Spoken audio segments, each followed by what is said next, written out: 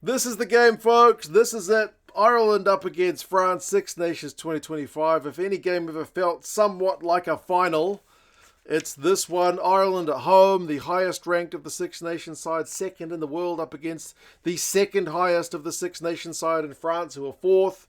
Ireland still flawless in their Six Nations campaign, hunting down a Grand Slam, which would be a perfect send-off for the three veterans who are retiring at the end of the season. This is their last home game. O'Mahony, Healy and Murray all in the squad for this one. And France looking to put a spanner in the works, trying to stop that run for a Grand Slam, trying to keep their campaign hopes alive after that disappointing result against England. They put the Italians to the sword. But what can they do in Dublin? It is going to be a fascinating one. The squads have been named. We'll go through them, some of the stats, what the coaches have been saying, the predictions, and you guys can let us know your thoughts on how this one is going to go. The Irish squad is a little bit changed from the side which played a fortnight ago. It sees the return of some big-name guys. I mean, Caelan Doris is back and captaining the side at number 8. That is certainly a bit of good news. And Hugo Keenan is back at fullback. So those are your two kind of fresh additions to the starting 15, which are both very welcome. Hugo Keenan, very secure under the high ball, and he's going to need to get his positioning right, especially with the amount of kicks the French have been putting through this campaign.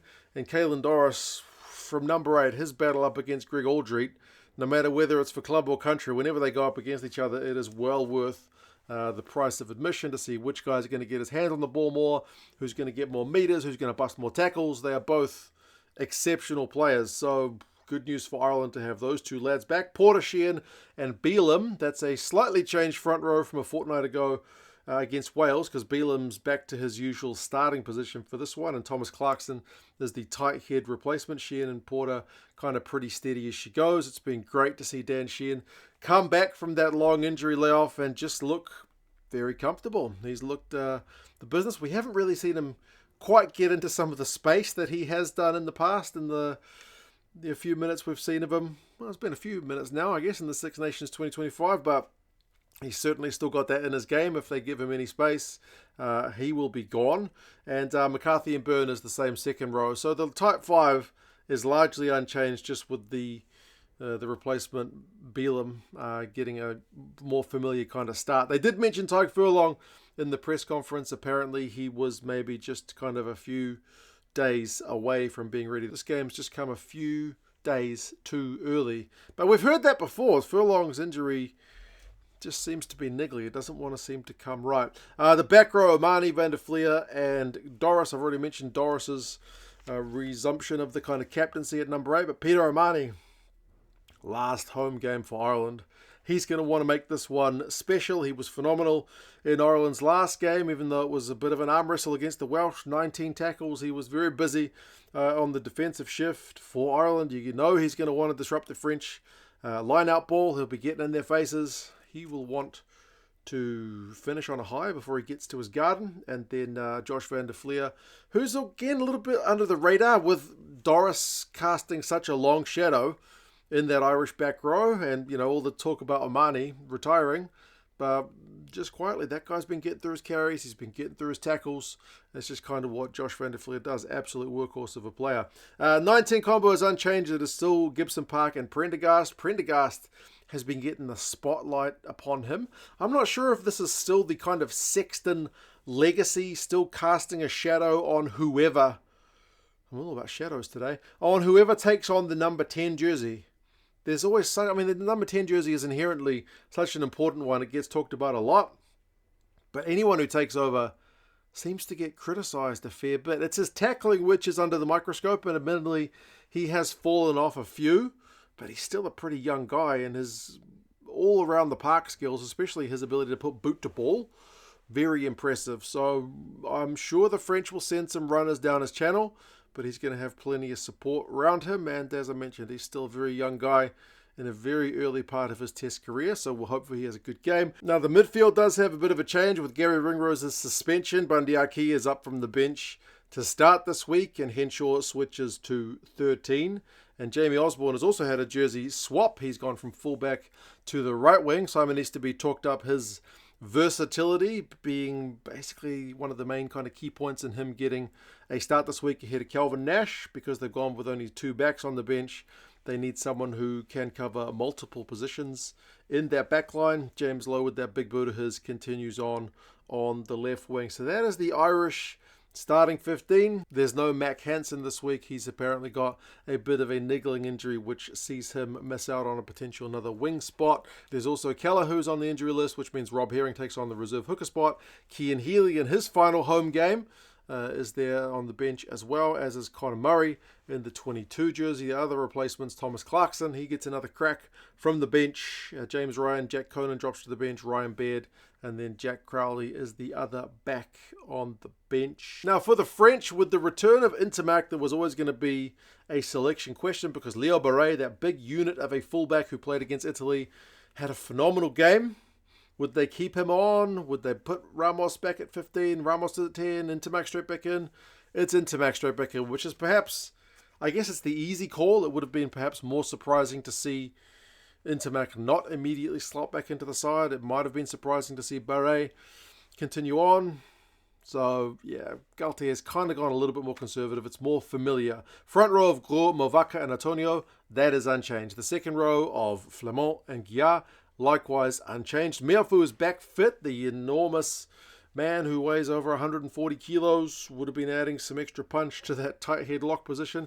He is there on the bench, but they've not been tempted to start him. So they might be looking to turn the screws in the second half by adding a bit of extra bulk. Cros, Boudéon and Aldrit is the same back row. There was a little bit of a question mark about Aldrit's fitness, but he is good to go, which is very pleasing. So stability in the French pack, who performed really well against the Italians. But then there's the backs, where we do see the change. Dupont was on fire against the Italians. A couple of tries, 3 try assists, a bunch of run meters, 8 offloads, for goodness sake. The guy was in one of those moods. France and generally were taking out some frustration on the Italians. Those passes all tended to stick in that game.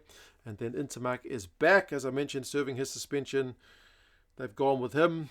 He's the kind of tried and tested.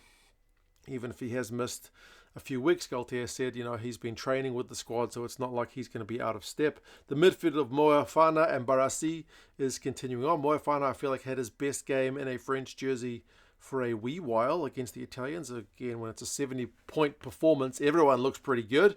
But that being said, Barassi did look like a little bit of a defensive weakness. He missed a few tackles in that game, so I will be curious to see if the likes of the Bundee decides to take him on if he lines him up one-on-one. Penaud is back in on the right wing, having kind of been punished, I guess, for a few drop balls against the English. He's back into the squad for this high-pressure match.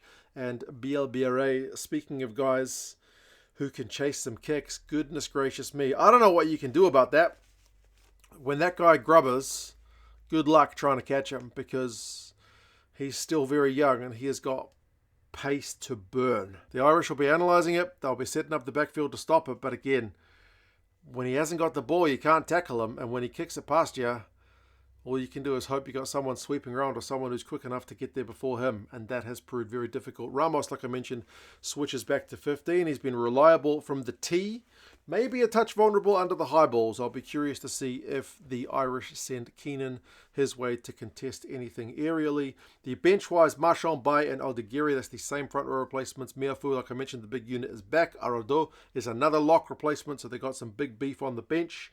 Jegou and Gelon are the other forwards, so it is a full 7-1 split for the French, Luku being the only back replacement.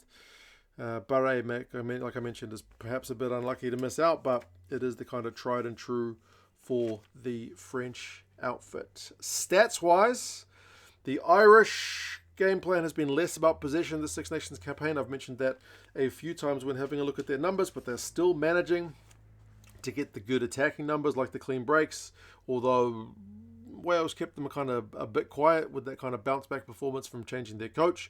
And the line out has been a bit of a mixed bag, like 100% in the first game, 60% of the second game, 87% in the third game. So they've had kind of a great, poor and a mediocre performance at line out time. You feel like against the French, the margin for error is a lot smaller. You might get away with 60% or 87% against other teams, but they might like it to be a bit higher against France. For France, interestingly, possession and territory have been more of their thing this year. Traditionally, it's been the flip. Ireland love the possession. France happy to play without the ball, but they have been getting more ball than previous years. They've still been getting the low to clean breaks. They had 9 versus England, 8 versus Wales, 15 versus Italy, and their line has also been pretty solid. So you feel like that is going to be an area, if either can disrupt the other, might get some good pay in that area. Recent history between the sides. Of the last 5, France have won 3. However, the most recent 2 are both Irish wins. So in recent times, Ireland have had the wood over the French, and it was 2 pretty impressive wins for the Irish, like 38-17 away last year in Marseille, and 32-19, so a similar margin the year before in Dublin. The other games were the French one that tended to be a bit closer, 24-30, 13-15, and then there's a 35-17 way back in the COVID years in 2020. But yeah, it's a relatively even split, with Ireland having the kind of more recent success against the French, the average score being 29-23 to the Irish. So still pretty arm wrestle stuff.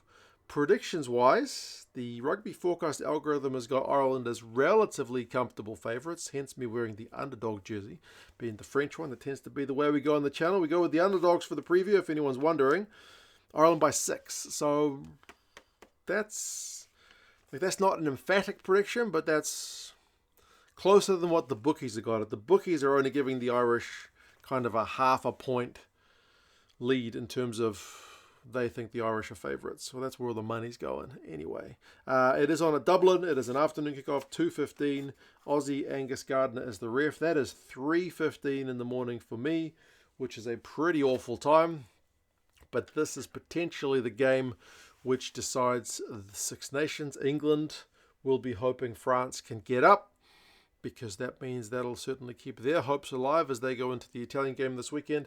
Otherwise, it's only up to the Italians in the final round to stop the Irish juggernaut. So, yeah, a lot depends on this game. You guys let us know your thoughts. By the way, if you want British and Irish Lions gear, link down in the description to the British and Irish Lions store. They're an affiliate of this channel. So if you get some gear using that link, it tells them 2 cents sent you. So that would be appreciated if you want to get some gear ahead of the tour. But anyway, you guys let us know your thoughts.